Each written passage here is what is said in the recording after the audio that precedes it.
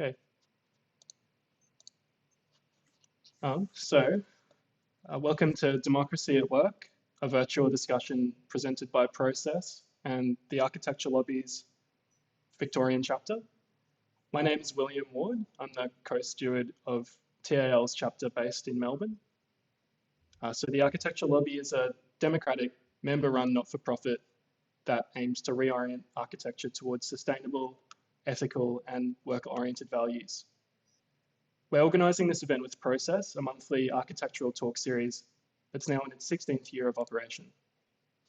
Normally, Process is held at Loop Bar in the Melbourne CBD, but due to the COVID-19 pandemic, this is obviously not possible.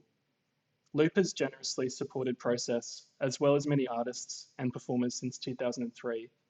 The pandemic has severely impacted the livelihoods of hospitality and arts and entertainment workers. If you are able, we hope that you can donate to the Loop GoFundMe linked below to help support workers who have lost their incomes. So the theme for tonight is workers' cooperatives and architectural practice. There's no one definition for what a workers' cooperative is, but we do have an excellent panel who are much more well-versed in this topic than I am. But to put it simply, a workers' cooperative is a business that is owned and operated by its workers, and where decisions are undertaken democratically. So for tonight, the structure will be, we'll first introduce our panelists, Dr. Peggy Deamer, Dave Kerin, and Fooi-Ling Khoo, who will each speak a little bit about themselves and their experiences with co-ops. Then we'll shift into a moderated discussion, then open up to questions from the YouTube chat. I'll be doing my best to get to everyone's questions, so please don't be shy in asking them. So to start off, I'll introduce Peggy Deamer. So Peggy is Professor Emerita of Yale University School of Architecture and principal in the firm of Deamer Studio. She's also the founding member and the research coordinator of the Architecture Lobby. So Peggy, just firstly, I'll ask, what's your own experience and interest in co-ops, and also what potential do you think co-ops have?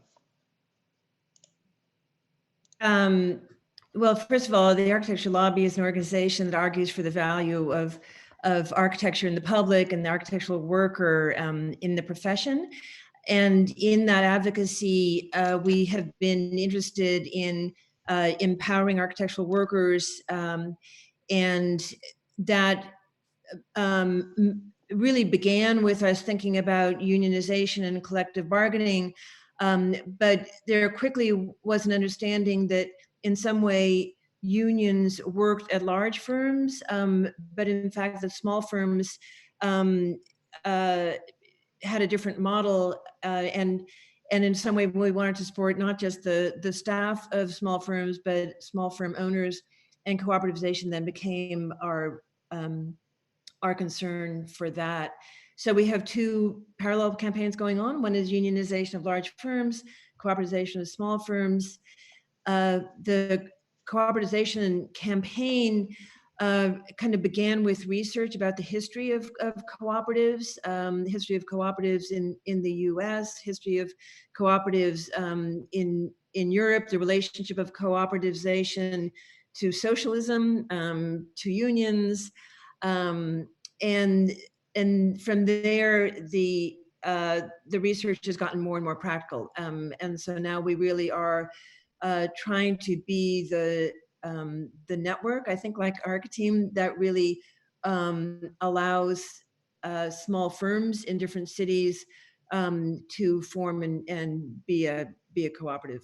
So. Sure. And I guess what potential do you think cooperatives have for architects? I think it's the way for us to survive. I don't think it's just potential. I think it's a necessary, maybe necessary but not quite sufficient condition. The way it works now with the competition between firms just means that the industry drives down to the lowest common denominator. Whoever offers their services at the lowest possible fee wins, and that means that everybody loses. So cooperativizing is a way for us as an industry and as a profession to have a combined voice as opposed to a diminished voice within the AEC industry. Okay, thanks, Peggy. So now I'll introduce Dave Kerin. So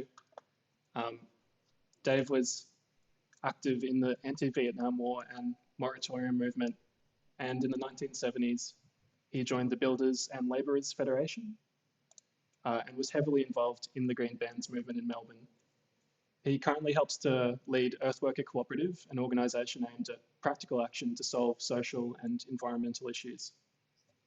So, Dave, maybe just a bit of context about your experience with cooperatives and also what potential you think they have.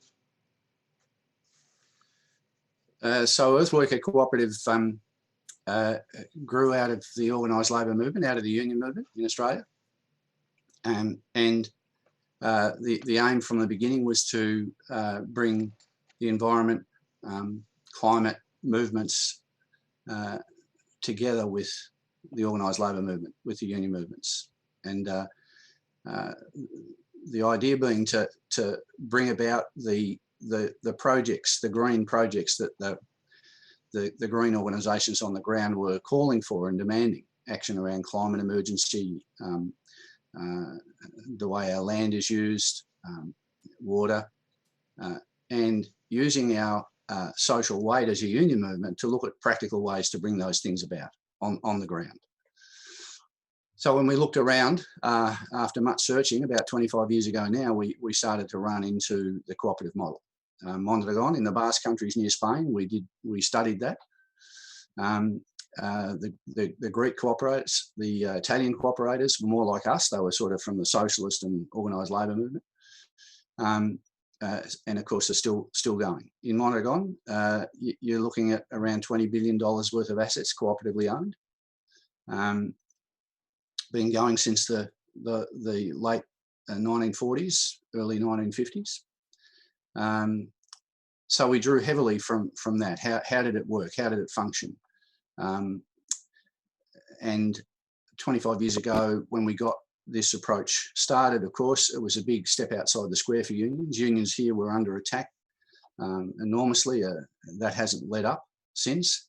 So very, very difficult for extremely busy and stressed union activists, organisers and officials to even take the time to step back and look at things like, cooperatives.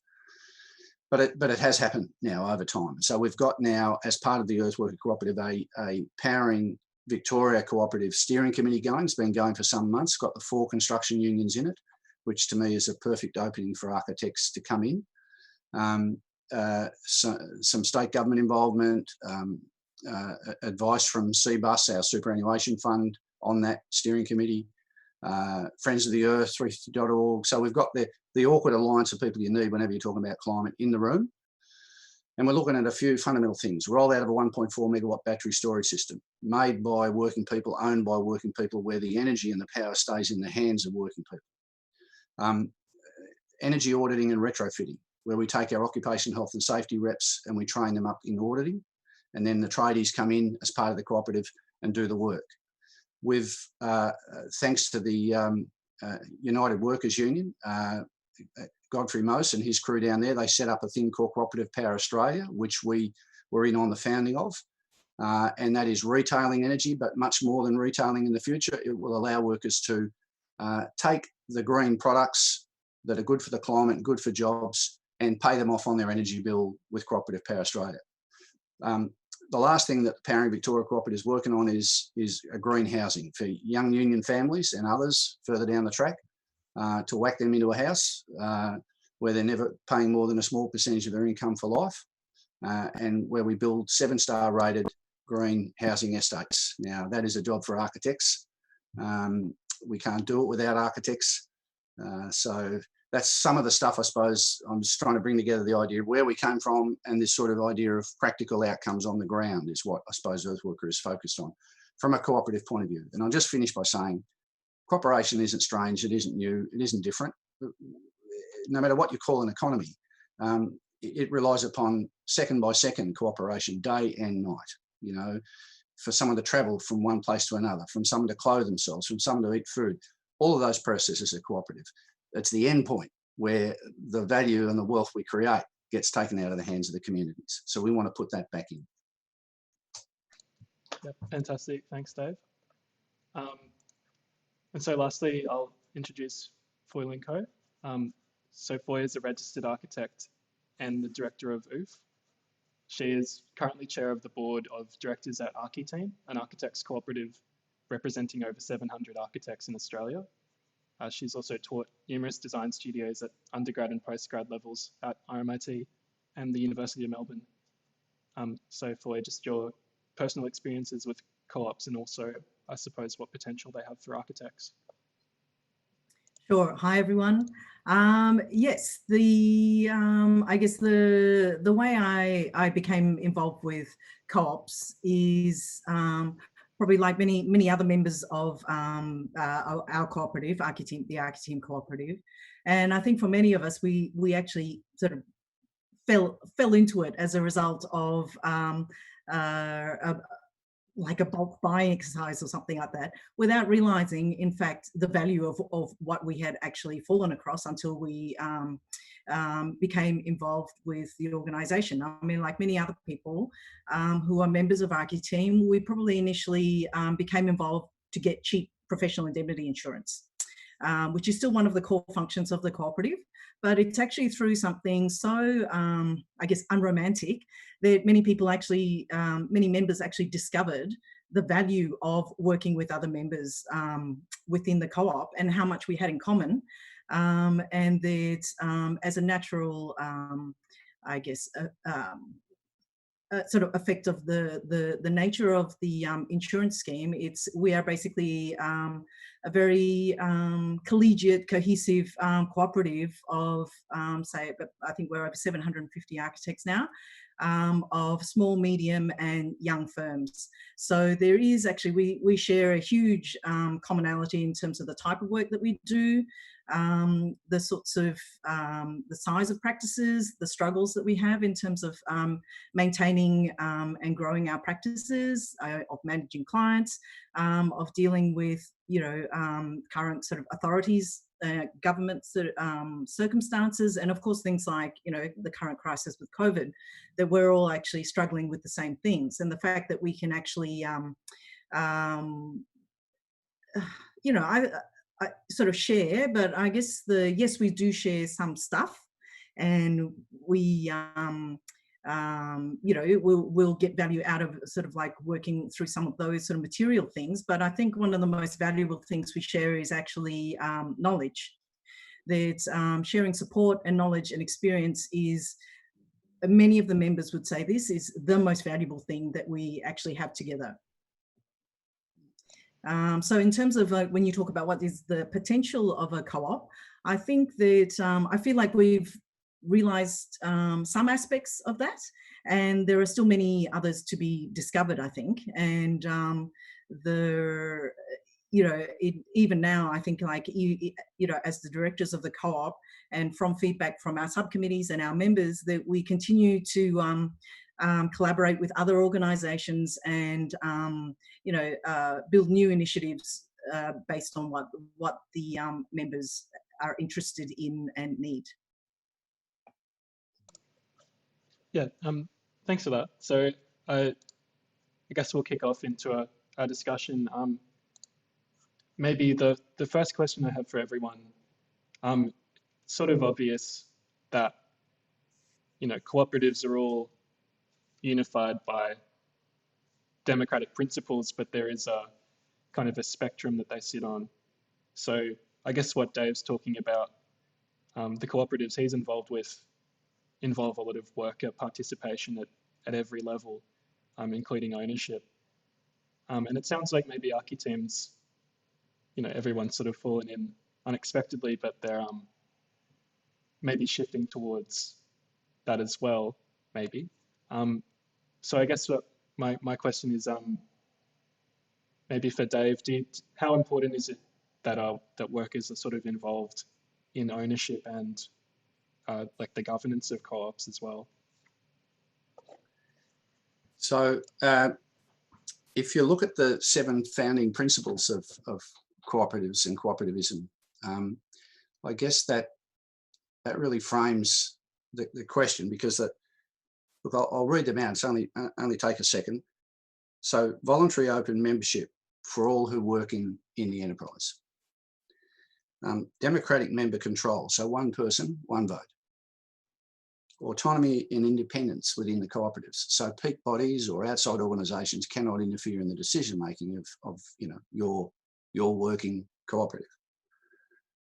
Member economic participation, so that's a responsibility, so that everybody participates in the decision making and learns as much about how the organisation functions as is possible. Education, training and access to information, so the above point can only happen if people are educated, if there's a mechanism within the organisation to pass on experience and knowledge. And to that extent, rotation is an important part of that too, rotation of positions. Cooperation amongst cooperatives, a very, very important one. And if you look at the failings with cooperatives, a lot of the times through history, regardless of the country you look at, they either succeed and rise, or they don't succeed and they fall, based upon their ability to look at systemic change. So how do they function systemically? Because if all they are is a little co-op out there competing with a capitalist organisation and so on, we can see from experience how hard it gets, and you get this drift where the co-ops change into corporate behaviours. And then the 7th one, concern for community. So need, we produce to real need, not, for instance, produce to the war machine. Why would we want to be making weapons that kill people? That's just crazy. So need, peace, and importantly now, climate. The jobs we really need to be putting in place are the climate jobs. Now, capitalists sort of can't do that. We not easily. Look at the offshore wind farm in Gippsland, $8 billion project. When that farm gets built, the cost of your energy comes down. A capitalist organisation can't invest $1 if it knowingly is only going to get 50 cents return because of the success of the project. So, but co-ops, part of the social sector of the economy, we can do that because we value things differently. And I think, so that's, that's, regardless of the sort of co-op and the type of work you do, that applies to all of us. And it's also why unions are really important in the process. Sure. So I guess maybe then for architecture, so the take up for cooperatives in architecture, besides like Architeam, is really the only prominent example I can think of. There hasn't really been a lot of cooperatives in architecture in sort of contemporary the last few years. And part of that might be perceived because architecture is perceived as sort of a white collar profession, and not a term I particularly like, but it's how most people would label it. I suppose for Peggy and Foy, are there any reasons why you think architects are a little afraid to start co-ops, or don't think co-ops can work for architecture? I think it's very true, that idea of I guess a division to that we see ourselves as like a white collar profession, and therefore not, we're supposed to be on the I guess traditionally the boss's side, and therefore not identify with the idea about unionization. And I think there that would certainly be true for many architects still, I think. But the difference that we find, like within our own co-op, is that if you're actually a very small firm yourself, so for example, my office is 2 people, we're tiny, and many of our members are sole practitioners. So when you're actually talking about who's the worker and who's the boss, then it becomes very much, it's a much murkier sort of line. And in terms of how you understand the dynamics of like what the industry structures that might be problematic for you, also become very different because of that sort of perspective. And I guess one of the big things that all our members value is that as small practitioners, there's only so much you can do, you know, as a single person or a couple of people or 5 people or something like that. But as a collective of 750 people, you know, we can actually pool our resources. So whether that's sort of money, whether that's sort of lobbying power, whether that's just, you know, discussion and sort of brain power, that we can actually pull all those resources together and do much more together as 700 people than we can as like a sole practitioner working in the back room of their house, like I do.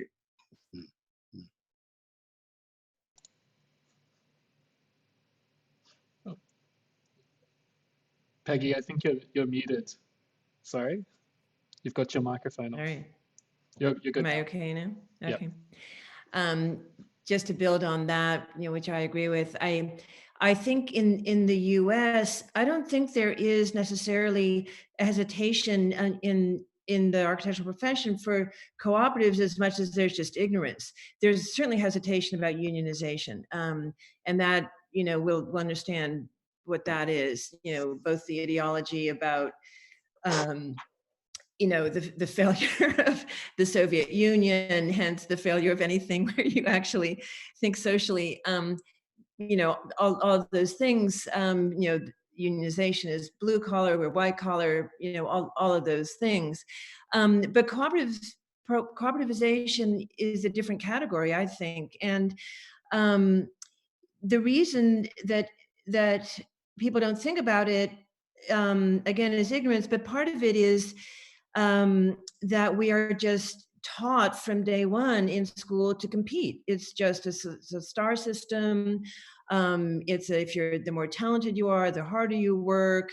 You know, the more you butt away the others who are, you know, trying to get a same piece of the pie, the more successful you're going to be. It's just such a very competitive model, and it's not just in the schools. It's in our antitrust laws. It's based in our governmental system.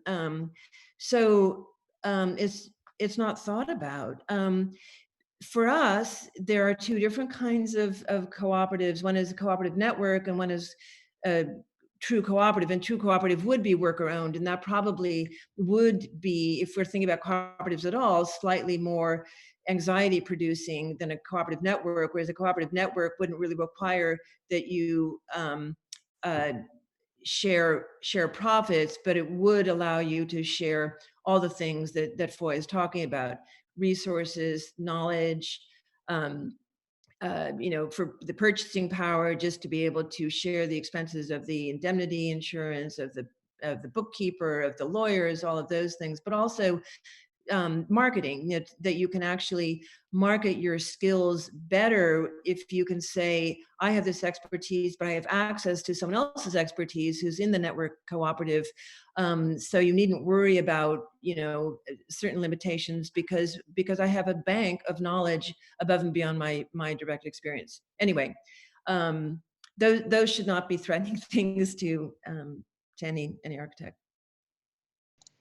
Yeah, I mean, I think certainly I completely agree. It's there's nothing or there's nothing threatening about it, in that I think one of the key reasons why the Archi team works is that there is a sort of balance between an independence on the part of the very small practitioners, and then the sort of like the degree to which you make collective action. So there's not we don't have a rigid structure that everyone has to plug into. They're almost like they're all little satellites that sort of plug in at different points. And our I guess that idea of competition, I think, is really interesting, and I think particularly amongst architects, it's certainly something that's absolutely part of the star system, that where, you know, every university that every architect has actually gone through that, for want of a better word, a star fucker kind of system. And we've seen that through like the rise of, you know, this sort of idea of star architects in recent decades. And we've also seen, I think, a backlash to that, where that has become little more than just a branding exercise for some of those very large multinational firms. It's not about the quality of the work. It's only about the, I guess, an iconic recognizability of the work. And it's, you know, it doesn't actually improve architecture. So I think that there is actually a strong idea that, you know, we certainly support of there's a uniqueness and a localized sort of response, which is, you know, necessary. That a generic branding exercise is not actually what's going to save architecture. That and also that, as you say, you know, competing on price is absolutely the race to the bottom, and it has actually produced some of the worst things that have happened so far. So we're, you know, currently Australia is in the grip of this flammable cladding disaster. It's an ongoing crisis, which no one's even sure how to fix, like, because it's, you know, the resources that would need to go into fixing that problem are going to, I think it's going to go on for this next generation at least, and we'll all be paying for it. And there's various other sort of issues with faulty buildings as well. And it's, a lot of it is related to sort of like cutting costs, cutting corners, and cutting quality, and also cutting out the role of the architect. So it's, that being said, though, there is I think it's a very different world between like that kind of much larger scale architectural work and the work that a lot of our members do, which is much more individual residential work. However, we have a sort of, I guess, a different sphere of struggle, which is that apparently it's something like 5% of housing in Australia is designed by architects.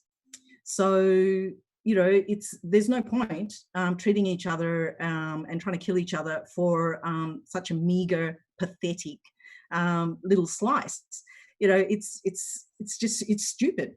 You know, the smart thing to do is to actually take a step back, have a bigger picture, and grow the pie. So one of the things that we in Architeam are really very enthusiastic about is trying to grow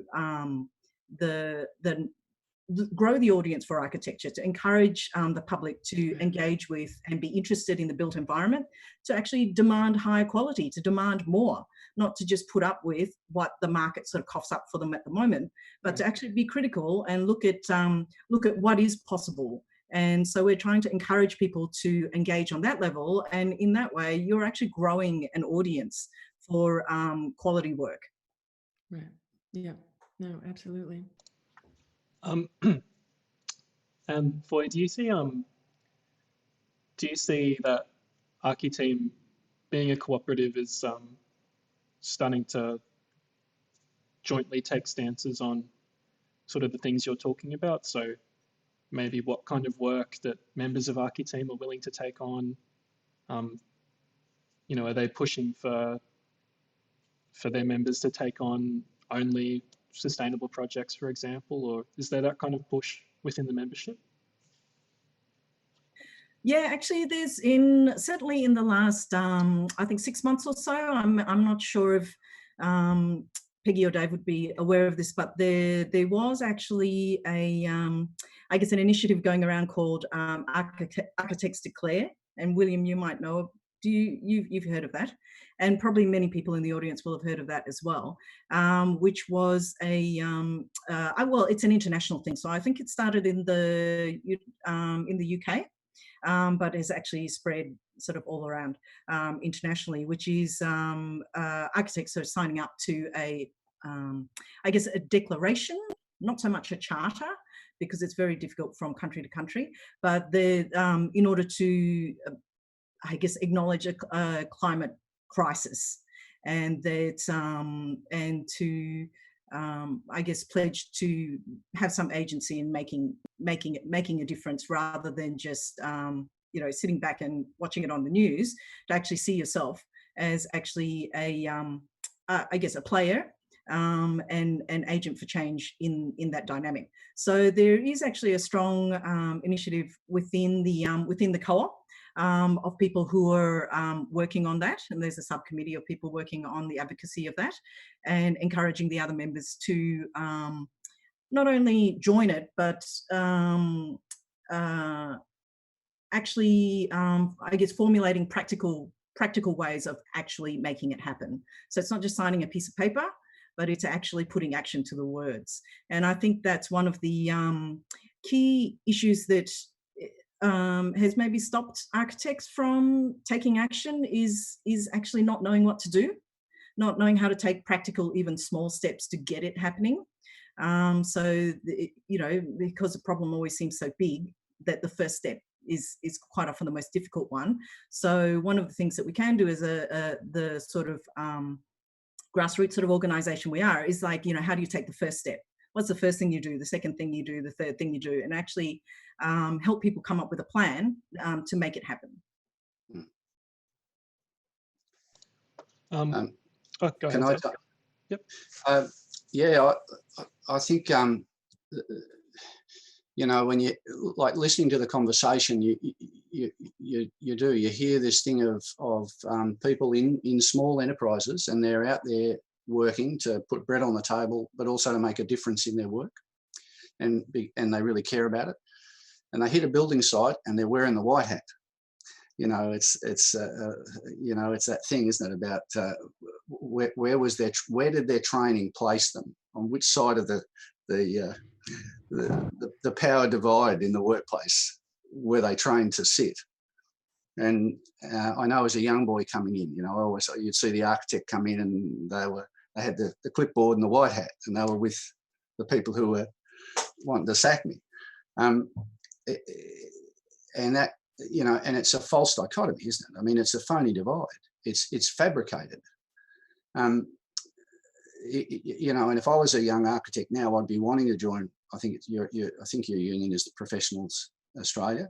Not so much because I might have a blue with the only other person in the workplace with me, but more that I want to be able to influence and have power, a powerful say over where the industry is headed. Where, you know, like for instance, I mean, just look at what materials you're given to design with. You know, like kitchens that are coming in that are using staplers thinner than a paper stapler. You know, they'll just fall 2 inches and they break apart. You know, now how do ordinary working people like ourselves have power over the sort of decisions that go into making that the reality that we all operate within? Well, I think that, you know, the unions, especially as we reinvent for the 21st century, this is the role we're playing, especially again in the context of climate emergency. So then how do we organise the workplace? Well, because you can have, I mean, a cooperative is so flexible, and the beauty of it is it's there to respond to need, like real need, not just, you know, like people have said tonight, the market's needs, but the real needs of people. And I think so. If we can't make things in this country again that don't use paper staplers thinner than a paper stapler, well then that's not going to change, because the private marketeers, the free marketeers, they're not going to make that change. They are still intent on making a quid, and that's it. So I mean, I'm learning from the 20th century that the idea of just wiping out everything and just having a socialised economy entirely. Mind you, very tempted. But the reality is we can have an economic democracy that builds a stronger and stronger social sector of the economy that does answer people's real needs, and then give people a choice. You know, over here you've got Levi's and the free market, sure, go for it. But it's destroying the planet. So how does it fix it? Well, reality is it's creating it. It can't fix it. But we can have a sector of the economy that deals with this. So 2 or 3 or 4 people working in a little office, an architectural office, in the hope they'll get picked up by Grand Designs or something. That's, you know, it's not an option, is it, for change? It's too constraining on those workers. So they've got to be in a union, so they've got power. And then in the workplace, to slowly begin to cooperative. I love the approach that you're taking, like cooperativizing the practical need, because that's what co-ops do best. We deal with need. And like for us, we've got the 3-5. So 5% Indigenous worker ownership as a minimum, 5% women into the trades as a minimum, and 5% of everything we make goes into the community sector. So we've put solar hot water into Father Bob Maguire homes and hospices and that sort of thing. Now, we can do that because they're the economic values that we can operate off. The private enterprise, you know, simply can't. So I think I think that stuff about we become what we do is the really important thing. And if we keep doing good, we'll become okay. Peggy, you wanted to say something? Yeah, no, I just want to so emphasize what Dave is saying, you know, particularly in relationship to the architects declare and you know what Foy is kind of saying that the group is struggling with is kind of in what way can we have impact, and what are the statements that can be made, and how do you start?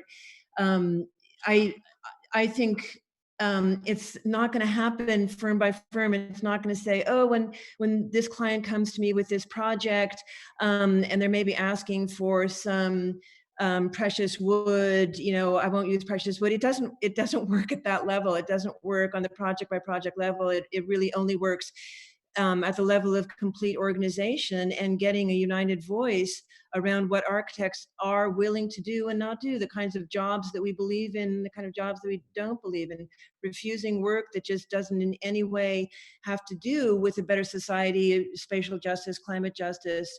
And that only comes when you organize and have certain agreements. So I guess this is my way of pushing back on what I think Architects Declare is supposedly asking architects to do, which is project by project, firm by firm, make a little noise when it has to totally transcend the individual firm.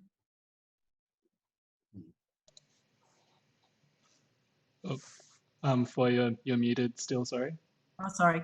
Yeah, Sorry about that. I think actually, you know, I think you need to actually do it at both ends. You know, at the very sort of big picture government policy, sort of like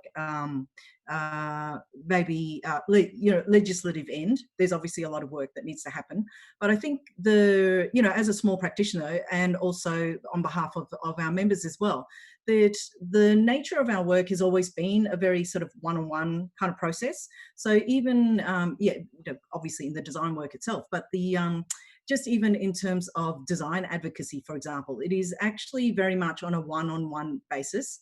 So it is painstaking and brain exploding, you know, in so many ways. However, it's also, it's not very different from, I guess, any grassroots or political campaign, is that you're still talking to people and explaining the situation to people and demonstrating sort of ideas to them and sort of convincing them and bringing them along with you on a one-on-one basis, which is, I guess, a very traditional way of doing things. And I think, you know, kind of going back to what Dave mentioned before in terms of grand designs, is that clearly in some ways it's a silly show in that it's, you know, it plays up the stresses and the anxieties within the client doing silly things in order to make drama for a TV audience. Like, it's clearly contrived. And it's, you know, that is exciting, because who wants to watch a program where, you know, the project comes in on budget and on time and everything works? You know, that's boring. You know, they want drama. But on the other hand, I think Grand Designs has actually been very effective in terms of engaging people in the idea of design. That you know, in the way that even something like MasterChef has actually really encouraged people to be interested in cooking. And you know, I think there's working on all those different levels, from the most mass media to sort of like government legislation to one-on-one grassroots, is like, I think all of them, they all have to happen at the same time in order to make real change. Yeah. Just to say, I think that's right. And yet there's part of me that resists the idea that goes out to the world with the grand design programs, that design in and of itself will make a better world. And I don't think it's just design that's going to make a better world. I think it is taking a position about how we actually organize procurement and how it is that we get materials to the place, and what materials we're, this things that David said, the materials that we're agreeing to work with, and how it is that we interact with the construction industry. And that has to do with, different relationships with clients that don't have the same kind of contracts, that puts all of us in antagonistic relationships with each other.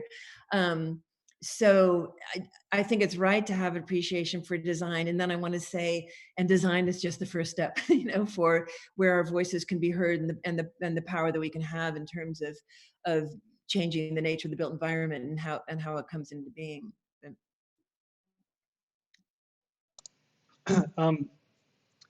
Dave, I guess a question for you is sort of what we're talking about is to some extent been achieved in the past, right? With the green ban movement, which you were involved with in the 70s, where I'm not sure if you're familiar, Peggy, but you are. You're clearly familiar. I actually, because Frank, when we did a bike tour, I got the lesson about the park, and so that was an inspiration. Yes, I do. But yeah, for anyone watching, the green bans were a movement where the Builders Labourers Federation basically refused to work on any projects that were sort of detrimental to public space or demolishing public housing. And that's sort of a condition that it's really hard to imagine it happening today. And I'm wondering, like Dave, do you think what kind of needs to change to get us back to that point? And can cooperative networks sort of play a role in that? Yes, the last part, yes, I think cooperatives have a major role to play as our organised labour movement reinvents in the 21st century and looks at organising for power rather than organising the contents of an agreement that we might wish to do with private or public employers. But the difference now, from now until like if you go back to the 70s, was a fairly sharp year of difference. It was 1977, and the secondary boycott laws were brought in here and all around the world. Trialled in 73 with the fascist coup in Chile, and then America, England picked it up, and it was picked up here. And what that did was it created a situation where employers and unions are unequal before the law in this country. So it's illegal for unions to show solidarity between each other or within their own ranks, other than in a period of negotiation for the contents of an agreement. Employers don't have that impost on them. They are advised to show solidarity with each other. They employ secondary workforce, what we in the union movement call scabs, whereas the International Labour Organization has said for many, many years, if a country has secondary boycott laws, it should have no secondary workforce. So you see, if I withdraw my labour and it can't be replaced with anyone else, the employer will want to negotiate in a very realistic and honest way. But whilst they can put a secondary workforce in every dispute they try to, we are unequal before the courts. So if I disobey that, then I can end up with fines. If my union will end up with hundreds of thousands of dollars a day in fines, and the organisers involved thousands, tens of thousands in fines. So that wasn't there when the green bans went on in the 70s. We were more than people who were just concerned with our own health and safety and our own wages and conditions. It was legal for us then, in a sense, legal for us then to show solidarity with our own, with the vast majority of people, with our communities. So people need to understand that. It's not that unions don't want to place green bans on at the moment. Unions at the moment would love to just slap a green ban on at the Vic market. say no further. That's part of our heritage, it stays. The first green ban went on, I was a kid. In 1971, I was involved in that to save that market. And that fight still goes on to this day. The developers still want that land. So, you know, this is about equality before the law, before our own courts. It hasn't been there since 1977, and this is used constantly. You know, there's a $100 million fine being debated in a court now against the Maritime Union, right? 100 million. The same company did that in the States against the longshoremen, and they won. Now that's going to become a major international blue. It needs to, it must. But at the heart of it all is the fact that employers are treated separately. Now, you know, why does that happen with unions? Well, for obvious reasons. There is a class divide there, and we witness it every day. We experience it every day. But the same is true of co-ops. Capitalism was never at ease with cooperatives. I mean, I was educated when I met Peggy for the first time, or something I didn't know. I couldn't believe it. But there are only a handful of states in America where one person, one vote cooperative is legal. Now, you know, at least here in Australia, we can still have one person, one vote. But a lot of co-ops, because of the pressure placed on them by capitalism, they move sideways over into corporate behaviours. So we've got to take it back to our roots, both union and cooperative. Our roots are democratic, participatory. They are all about things like, you know, we won't destroy parkland that kids and other species play in. We won't do that. We are more than, you know, donkeys on the end of a chain. We are self-determining people, and the structures that we live within have to reflect that. So look at our superannuation. 75% of the capital invested in this country is our super, which is our wage. We've already worked for it, and it's been set aside in a fund. And do you know how they define it? They define it as private capital. It's not private capital, it's socialised capital. And it's crying out for a structure that it can invest in that's also likewise socialised, a social sector of the economy. So we've got to have those fights, because we can go on about, we can, you know, march in the street, and I always will until my boot leather wears out, about the climate, because we've got to defend her. But the reality is, if we don't have power, then we can't defend her. And that means we've got to have unions that are fully empowered equally with the employer. No more, but no less. And we've got to have co-ops that provide a pole of attraction for our socialised capital. You know, 75% of all the invested capital, our wage, that's post-capitalism. But the power structures in this country today do not reflect the fact. And we have to create those power structures.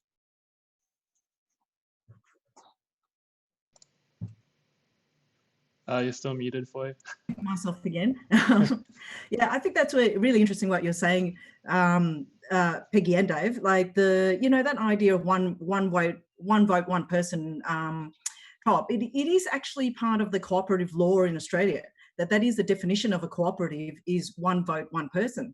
So it just seems actually quite bizarre that in the United States that is in fact illegal in some places, because it's like the core principle of it, you know, to actually have that democracy and that equality through the organisation is that, yeah, it's, you know, for example, in ours, it's just, we also all have one share. You don't own more than one share. Like, that's it. I believe it's possible, you know, technically to be able to do that in other organisations, but it all is, yeah, I mean, it's the purpose of keeping that very flat, even structure, so everybody's on the same level.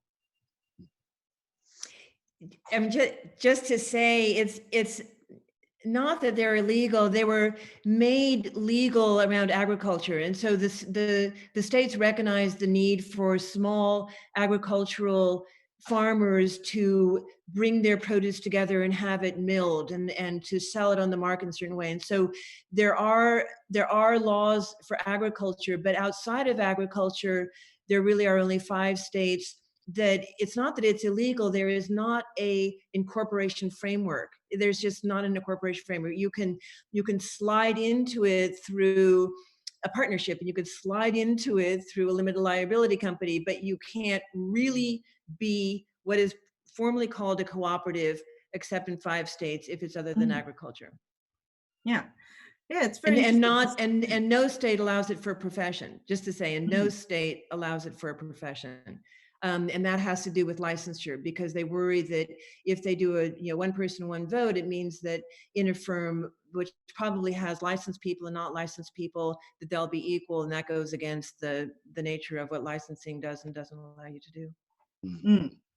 Yeah, I mean, it's sort of interesting, like, I guess from, both ends of what Peggy and Dave are both saying. So we probably sort of slip between like both of those things, because on the one hand, there is this idea of the one vote, one person co-op, which is a fundamental principle of the way that we work.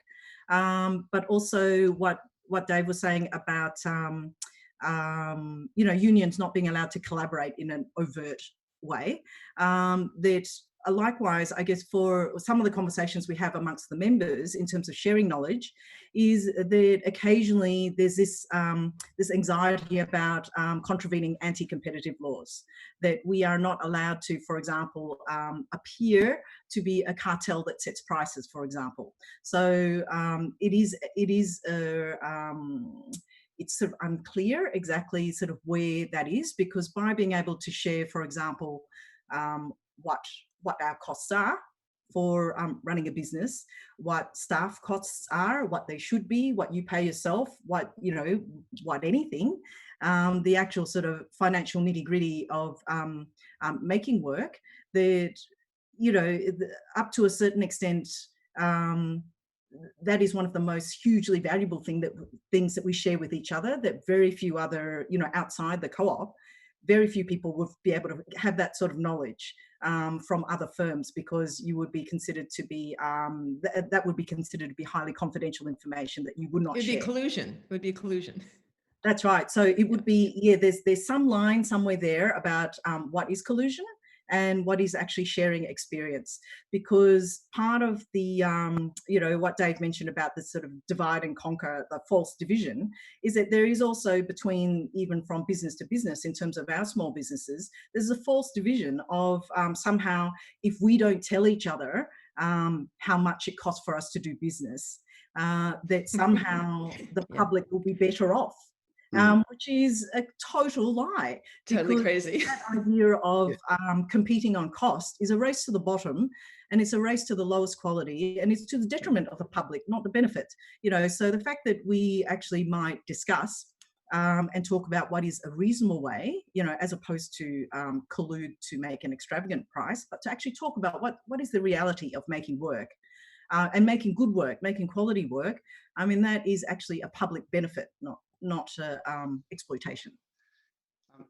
Could I say too, like, I mean, I think it is, again, it's fabricated, isn't it? Like, and we're all meant to play our part. The script is written, sort of thing. And if you look at unions, you see it really clearly, because we're covered under the Corporations Act, right? So we're meant, like, and we are the only corporations in this country where everything we win due to our actions and our negotiations is gifted to our competitor. Everything we win, gifted to our competitor, people who are non-unionists. Now, people got to ask themselves why. What are the politics of that? Well, it's about power.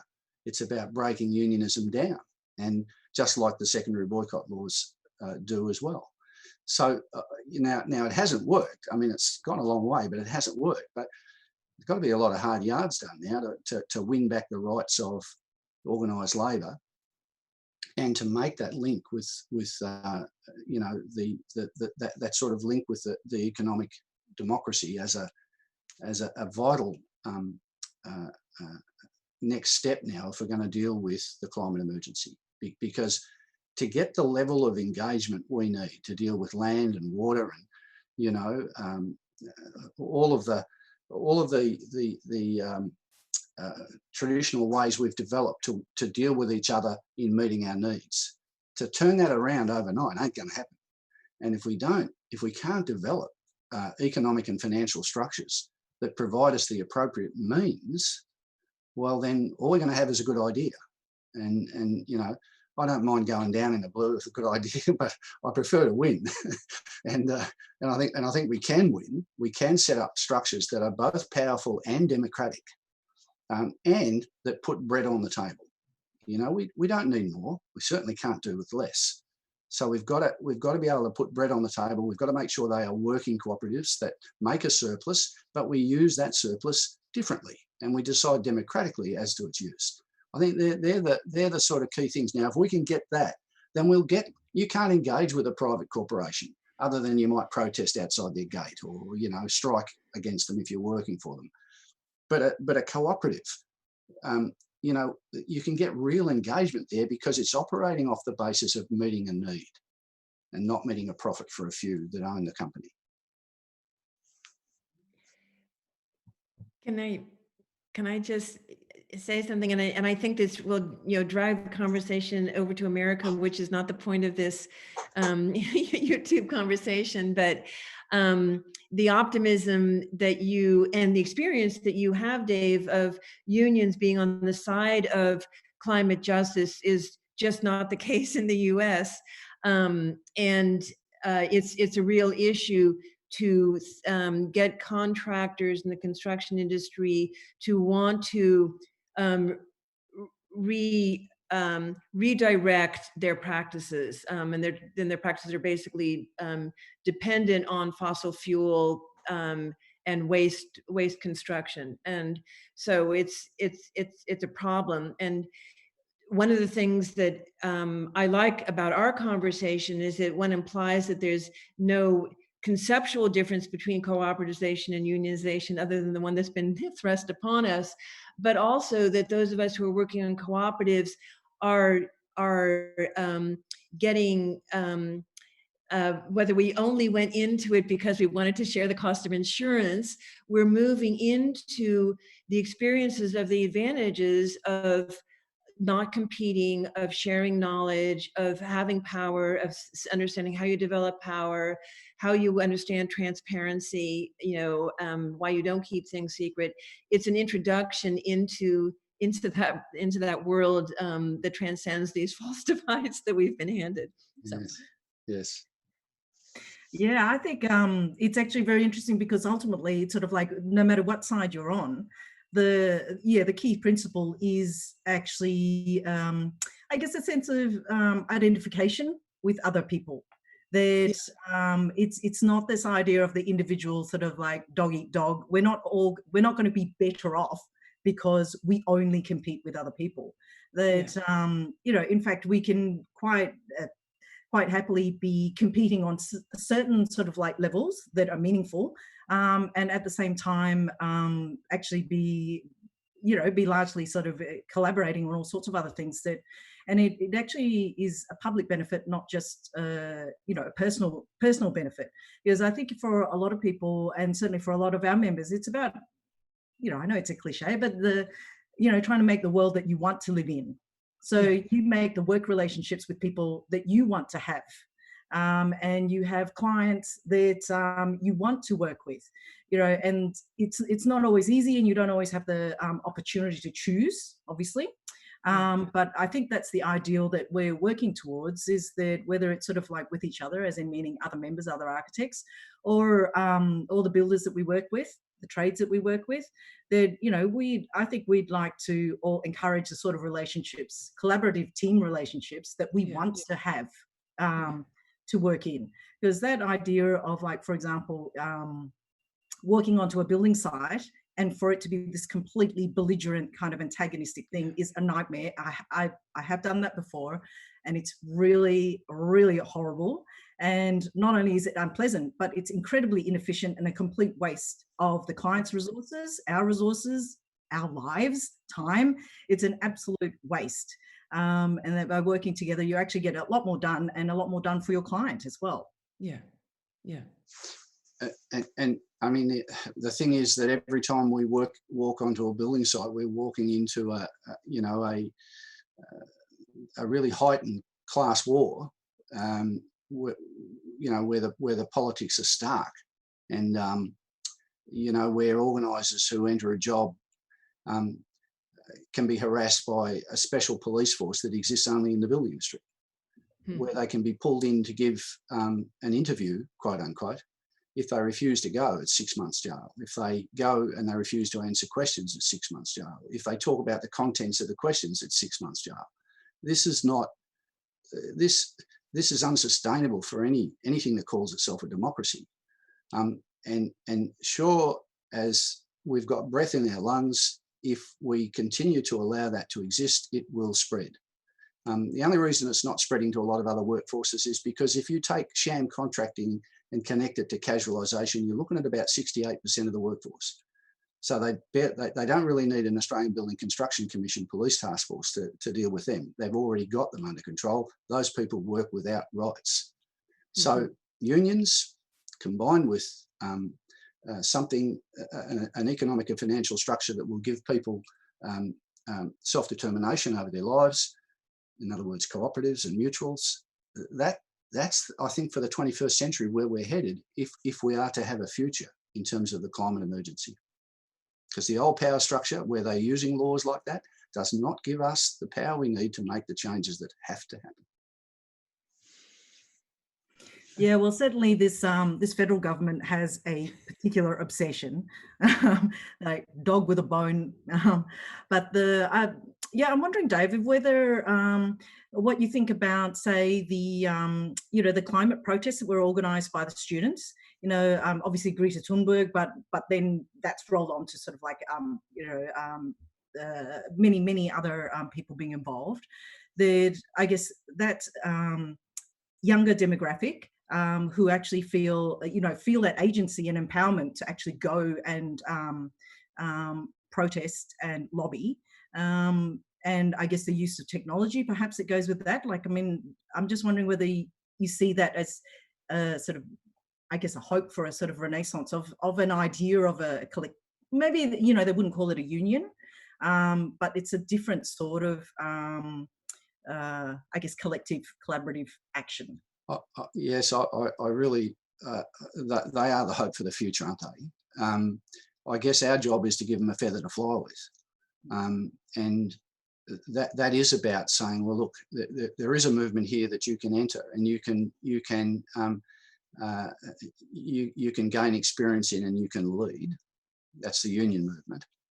I mean, when I became active, I was about 17, around the Vietnam War. My brother was in Vietnam. I became active.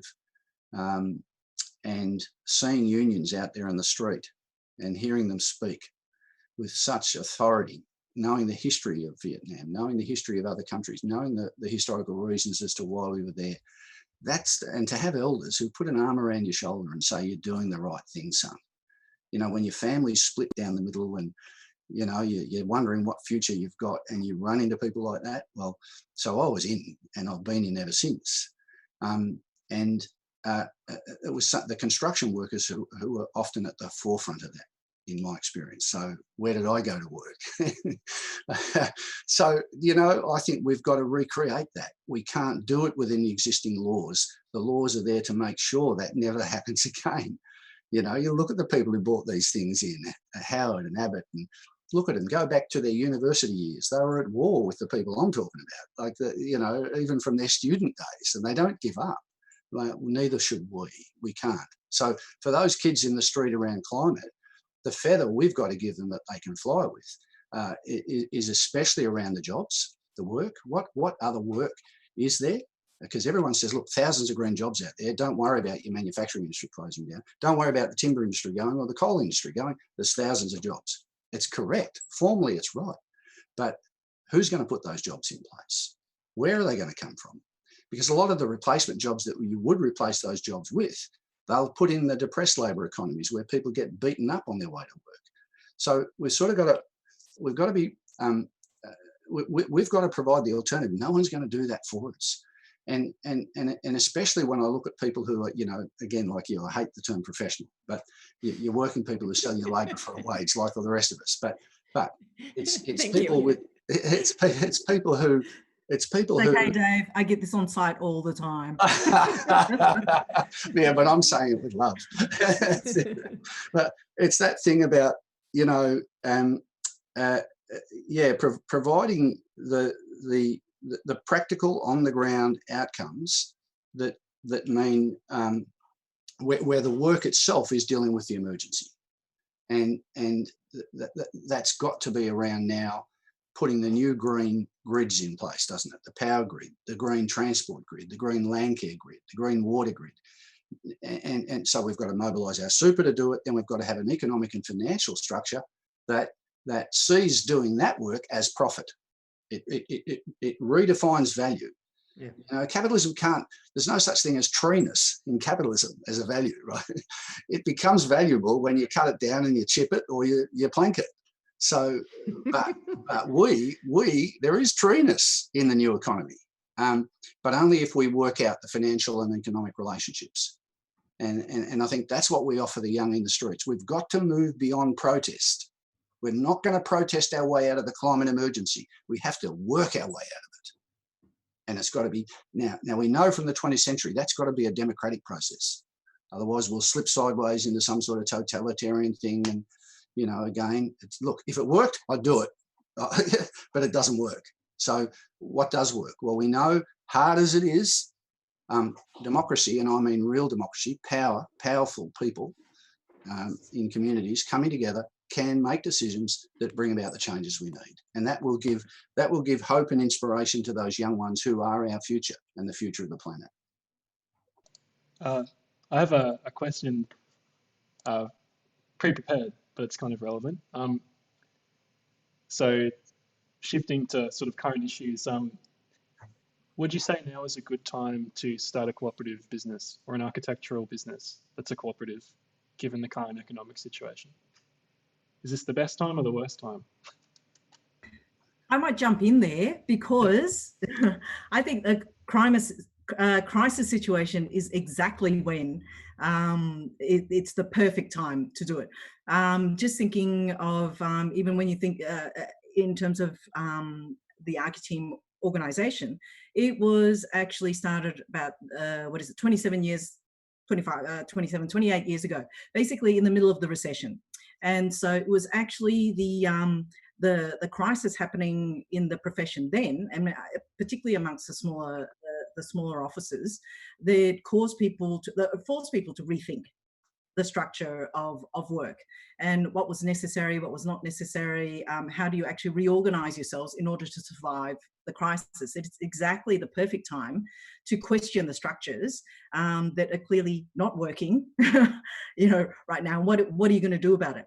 So it's I think it's the perfect time because people are critical and questioning, you know, of the structure, and and then also as a cooperative that already exists, you know, I think we constantly question ourselves in terms of like, how are we benefiting our members? You know, as things change, you know, we have to remain relevant to them. And so, for example, one of the things we're doing, I mean, it's a relatively small initiative, but I think it would really help the members, is that all our CPD, like continuing professional practice development, is actually going to be free for the next 6 months. So we are, you know, initiating that not just to help people save a few bucks, you know, today, which, you know, we will be helpful in that way. But the idea is that you're actually giving people a resource and an avenue to upskill, to improve themselves, so that when actually things go back to normal, whatever that is, if it goes back to normal, that they're actually going to be in a better position than where they were before. So it's not just subsistence, but you're actually, we're trying to assist people to actually improve themselves and be better. And take the opportunity during a crisis to actually do something to move their own structures and status quo into a better sort of position. I couldn't agree more. And I just say, I think it's not just an advantageous time, but I think it's a necessary time. You know, now is the time that if you're forced as a small firm owner to lay somebody off or give them reduced hours, to see whether there's somebody else in your cooperative network who actually needs somebody with that expertise, and begin to share workers. And when you have a client who is trying to reduce your pay because they know that you're desperate. And we are hearing stories about this all the time, that you can share the stories, your lawyers, your advice about how you can bypass that. This is when we help each other, when we're put in a position that makes our precarious position that much more extreme. It's the way to survive. Yes. Yeah, I think it is, you know, I realize that people are under a lot of pressure at the moment, but it's, you know, I think one of the things that we really need to hang on to is actually a long-term view, not the short-term view, because the short-term view is that people do crazy things, you know, they're under stress, they have to do, they perhaps are panicking about the situation because it is very, very stressful and difficult.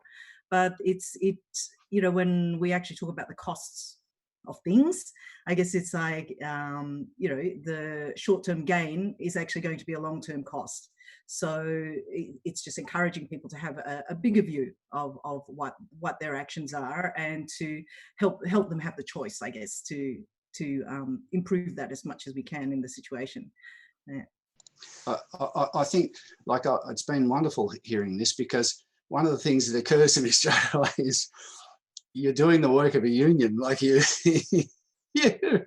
your organisation is actually structured like a good union. It's democratic. It's one person, one vote. You all decide on the policy.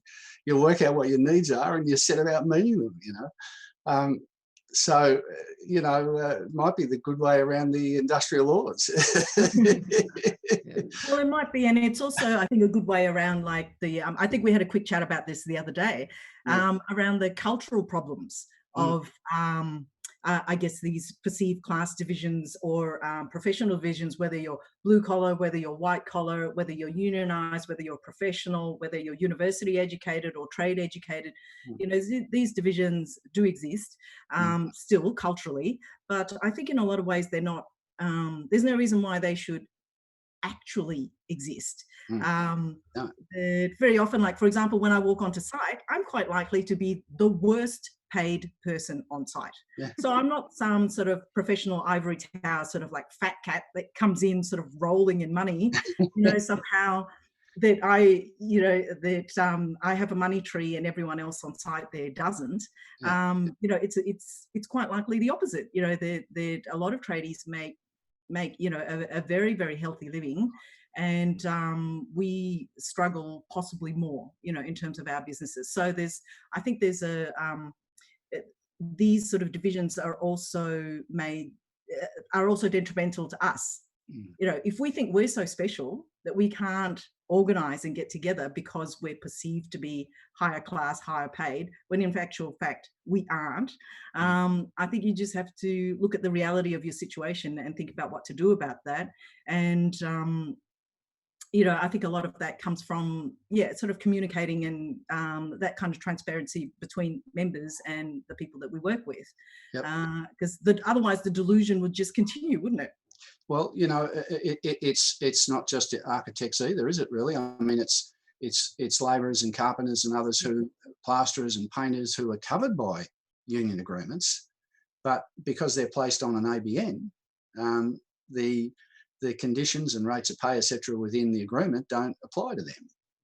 So, in other words, no matter how good the agreement is, it's not much good if, you know, a large percentage of people that you're working next to, the agreement doesn't apply to them. So, you know, again, that's legal for the employer to enforce that. It's illegal for us to shut it down. Now, again, if that is not a good definition of class and the way class power functions, then I'll bear my bot in Berkshire. You know, it's just that's it, isn't it?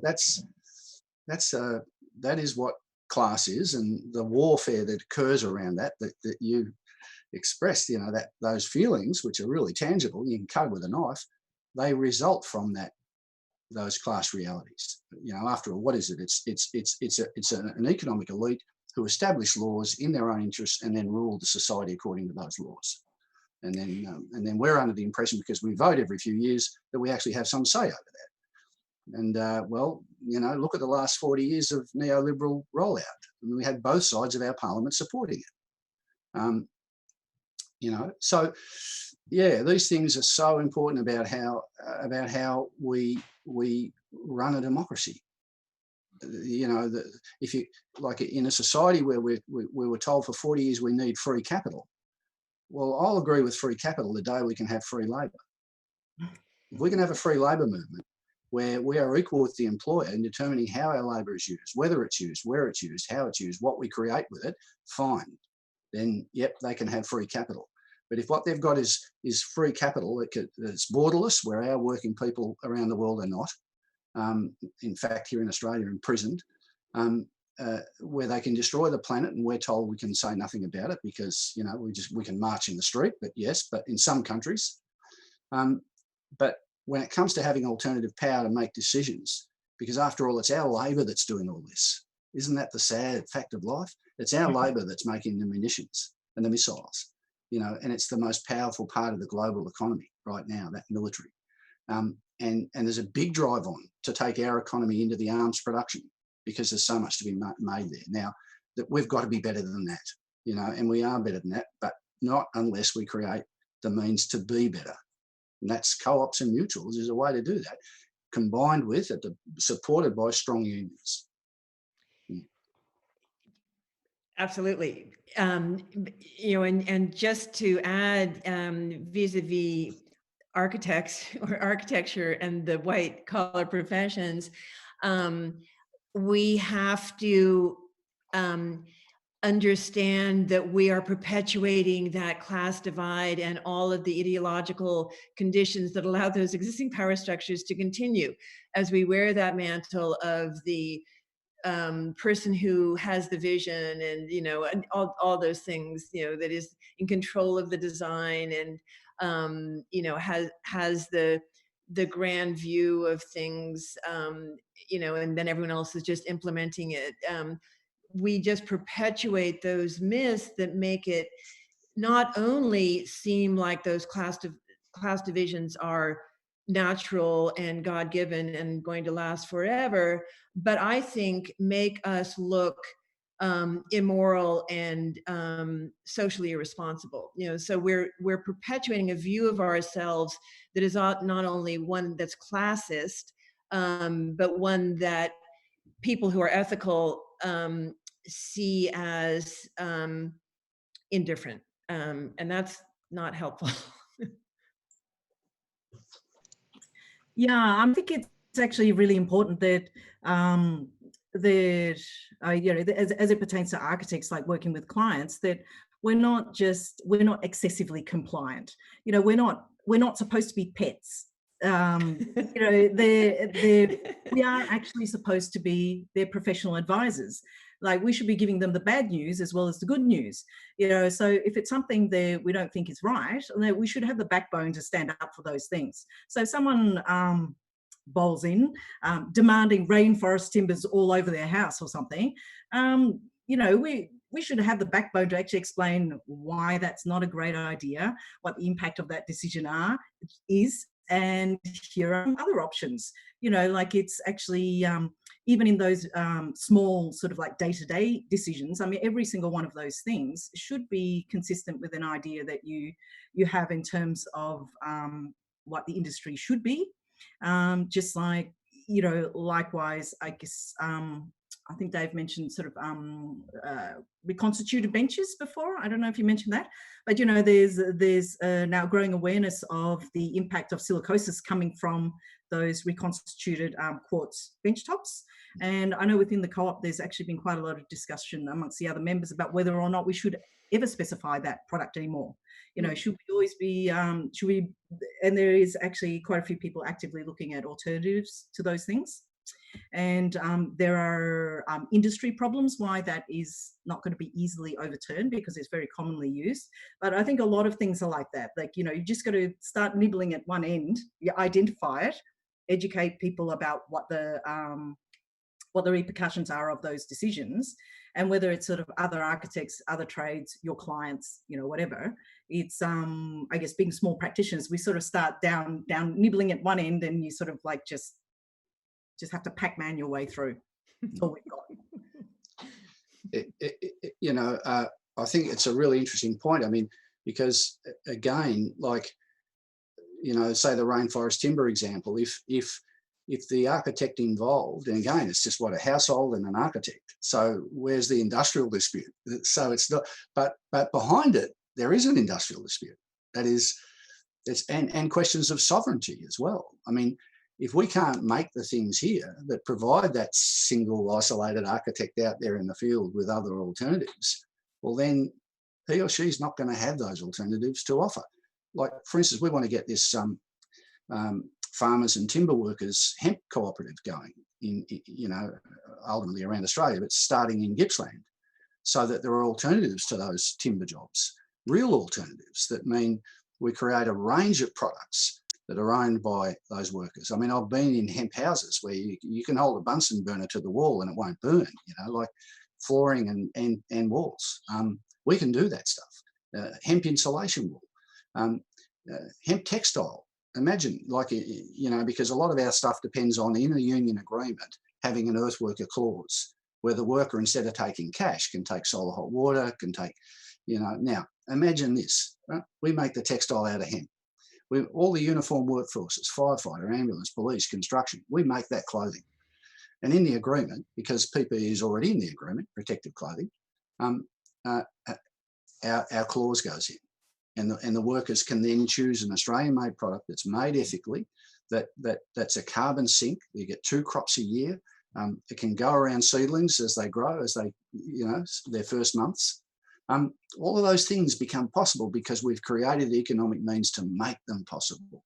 Then that architect out there in the field can say, well, look, yeah, you know what, instead of rainforest, you need hemp. We're looking at flooring and walls here that it'll be cheaper, it'll be longer lasting, it'll be fire resistant, et cetera, et cetera. So, you know, I think that's the next step for our movement, is to, as I said before, move it beyond protest into practice, so that you've got that perfect combination of protest and practice on the ground. So the social movement out in the street driving you, creating the options and alternatives, the co-ops coming in and doing the work to make those alternatives come about, and the unions having overall view of that, providing the lobbying, the, if you like, for want of a better term, marketing, to do all that, to fight whoever we need to fight, so we don't have to do it. Because we, you know, that little architect out there in the field, they can't do what they're doing and go and fight, you know, the legislative changes and all the other things that need to happen. They need to be in an organisation that gives them the power to do that. I mean, just one of the things that I think about when you talk about creating a new industry and, you know, and supporting the hemp industry, and thinking of all the places where it kind of changes production and goods. Just relating that to the question we were talking about before about whether now is the time in a moment of crisis to cooperativize. And one of the things that we can do as cooperatives as we lose work or whatever is actually not just wait for that phone call desperately and fire our staff when it doesn't come, but to go out and look for the work that needs to be done, for the projects that really need addressing.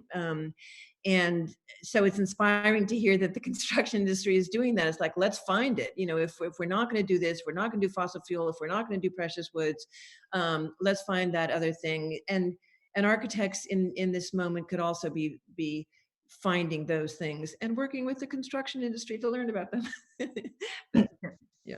Yeah, well, I mean, I think one of the roles that architects have is, as even though, as I say, you know, we're like in terms of housing, we're 5% of the market, so it's pretty, you know, we're not going to be the ones necessarily buying the scale of product necessary to keep an industry alive.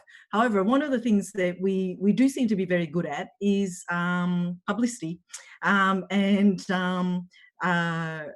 you know, a level of public engagement, or it's a bit cringy to say, but I guess we're still treated as sort of taste makers in a certain way. So, you know, that idea of the work representing some sort of fashionability or interest is you know, is actually one of our major usefulnesses. Yes. Sorry. Cultural influencers. which in a lot of ways means that, you know, we should be exemplars. You know, we should be setting the example by using being innovative in our selection of materials, so that you actually promote the use of better materials. Right. You know, that you're not just in fact following somebody else's fashion or trend. I mean, you should actually be, you know, a real genuine fashion is one that where you're actually setting, you have the agency to actually set the path forward. You know, you're not actually just a slave to some other label. Right. So, for example, if I was actually looking up a product the other day as an alternative to the bench tops. There is actually a company called Better Stone that is manufacturing a bench top which is made from I think almost all of it is recycled glass. And so in terms of the production of it, it doesn't have the same sort of silicate base as the quartz bench tops, and so it doesn't have those same issues with silicosis. So apparently I mean, I'm not fully over it yet, you know, over the information yet, but, you know, it's a possibility, you know. And so if, you know, by using that and you have a project that's publicized using this alternative product, you know, that actually does have a useful purpose beyond one client, one house. You know, and I think it's important to have that kind of perspective, that it's possible to do more than just one project at a time, even though, you know, in conceptually. Right.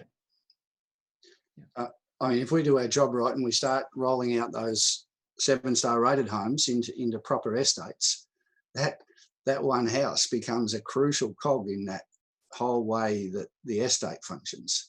To be able to see that in a functional way, but also to do the beautiful and make sure that they are beautiful spaces to be in, where the aged care and the child care is built in as well, where water isn't just a feature but a function.